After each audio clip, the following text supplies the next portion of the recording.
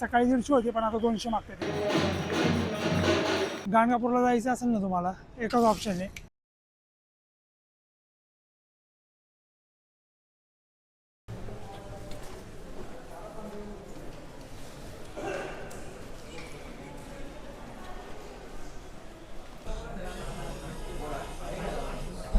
सहा वाजले इथं अक्कलकोटच्या बस स्टँडला आलो आता. गाणगापूरला जायचं आहे. गाणगापूरला जायचं असेल ना तुम्हाला, एकच ऑप्शन आहे. अक्कलकोटच्या बस स्टँडला यायचं, एकतर बस नाही तिथं बाहेर क्रुझर वगैरे लागलेले असतात. क्रुझर, ओमनी, इको वगैरे असतात त्याच्यानी. राम राम. सकाळी 4 वाजता उठलो होतो. 4 वाजता गरम पाणी येत होतं तिथं, त्या जिथं आम्ही राहिलो तिथं. 4 वाजल्यापासून जागाच आहे, पण लेट झाला. आता बस शोधी हे करा ते करामध्ये लेट झालेले. तर आता बसला 100 रुपये तिकीट आहे. 70 किलोमीटर आहे गाणगापूर इथनं अक्कलकोटमधनं. आणि त्याचे ट्रॅक्स आहे ना, त्याला 150-200 असे काहीतरी असतील. आम्ही कशाने जाणार ते बघतो आणि तुम्हाला तसं त्याप्रमाणे सांगतो. तर आता बस स्टँडमधनं बाहेर आलो आहे आम्ही आणि ह्या अशा गाडीतनं चाललो आहे. किती 150 रुपये घेतलेत त्यांनी. आणि बसला 138 रुपीज आहे ना, 138 रुपीज आहे. एक 6ला बस होती ती गेली. आता एक 7ला ते म्हणले आली तर येईल 7 वाजून 15 मिनिटाला, आणि 7:30ला एक फिक्स आहे. पण गर्दीला असणारे असं ते बोललेत. त्यामुळं आम्ही ट्रॅक्सनीच जायचं ठरवलं. गर्दी पण नव्हती त्यामुळे खिडकीतली सीटं भेटलेत आम्हाला. बसनी जायला 2-2.5 तास लागतील, ट्रॅक्सनी 1.5-2 तास लागतील. रोड जरा खराब आहे असं बोललेत ते, बघूयात. पण इथं बसला तर टाईम लागणार आहे, त्यामुळं लवकर आलो असतो तर गेलो असतो. आता काय आहे, सगळे नॉर्मली हॉलिडेलाच येतात, म्हणजे असं लागून हॉलिडे आले ना त्यावेळेस येतात, त्यामुळं गर्दी असतेच. ऑड डेला आलं ना की गर्दी नसते एवढी. सगळ्या गाड्या लगेच भेटतात आणि सीट पण भेटतात. पण असं हॉलिडे वगैरे आलो तर मग सीटचं थोडंसं अवघड होतं आहे. आता निघाले म्हणजे आता थोडे सीट भरतील आणि मग आम्ही जाईल.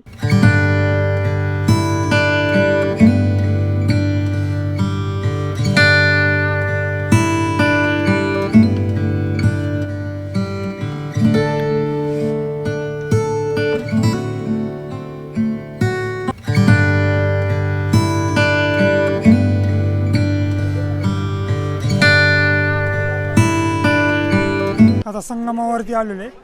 आंघोळ वगैरे तर काही करणार नाही आहे, पाणी भरपूर आहे यावेळेस. मागच्या वेळेस काय पाणी नव्हतं. आणि हातपाय वगैरे धुणार आहे, दिवा लावणार आहे आणि जाणार आहे दर्शनाला. पारायण पण करायचं, संक्षिप्त पारायण. मला त्या संक्षिप्त पारायणला तासभर लागेल, तर त्यासाठी थांबावं लागणार आहे इथं मला तासभर, आणि मग नंतर दर्शनाला जाणार आहे.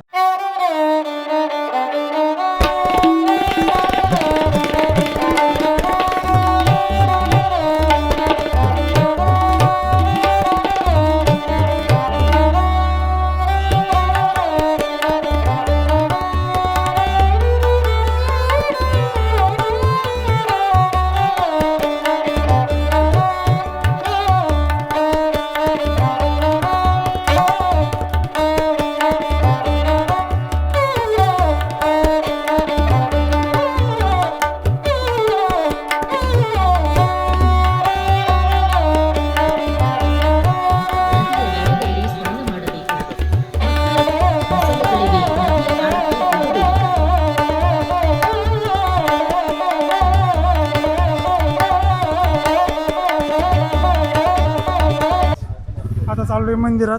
संगमावरती जाऊन आलो आम्ही. आता हे नवीन बनवलेलं आहे. लय ऊन असायचं त्यासाठी बनवले. सगळे अनुवानी पण चालतात ना, चपला वगैरे नसतात पाय, त्यांच्यासाठी चांगले. आता तर आम्ही आलो त्यामुळे आमच्या पायात आहेत चपला वगैरे सगळे. आम्ही मंदिरात लाईनीला थांबून दर्शन वगैरे घेणार नाही, आरती करणारे आणि निघणार आहे लगेच, कारण परत पुण्याला पण जायचं, लेट होईल.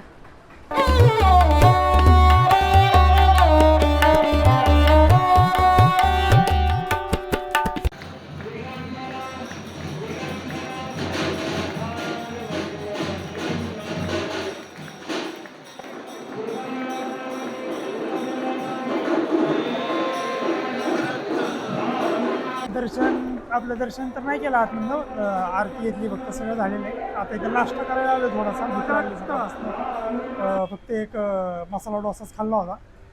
आता किती वाजले? 12:30 वाजले. आता 4 वाजताची अक्कलकोटमधनं बस बुक केलेली आहे. ती 4 वाजता आहे, तर आता आमच्याकडे आहे बऱ्यापैकी टाईम. तिकडनं असंच वडापणीत जाणार आहे, म्हणजे त्या क्रूजनी 150 रुपये.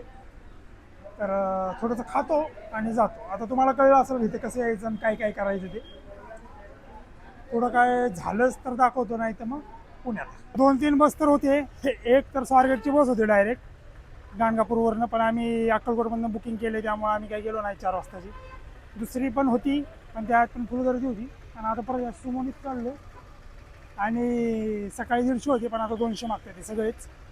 त्यामुळे चालले आता अक्कलकोटला, तिथून पुढं बसनी घरी.